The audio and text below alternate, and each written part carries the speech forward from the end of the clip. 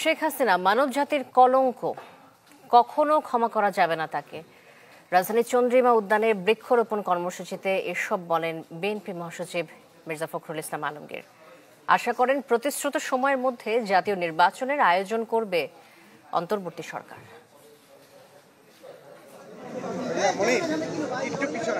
July August গণ অভ্যুত্থানে শহীদদের স্মরণে সারা দেশে বৃক্ষরোপণ কর্মসূচি পালন করছে বিএনপি।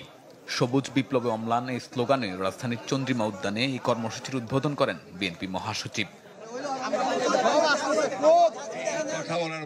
উদ্বোধনের আগে মির্জা ফখরুল ইসলাম আলমগীর বলেন, শুধু জুলাই গণ অভ্যুত্থানে নয়, বিগত ১.৫ যুগেরও বেশি সময় ধরে দেশে গণহত্যা চালানোর জন্য শেখ হাসিনাকে কখনোই ক্ষমা করা হবে না। জানান, শহীদদের জন্য কিছু করতে না পারলে জাতি কখনোই মাফ করবে না কাউকেই। হাসিনাকে কোনোদিন ক্ষমা করা যাবে না।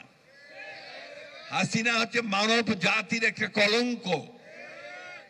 হাসিনা হচ্ছে মায়েদের একটা কলঙ্ক। আমাদেরকে প্রথম কাজ হবে এদের বিচার করা।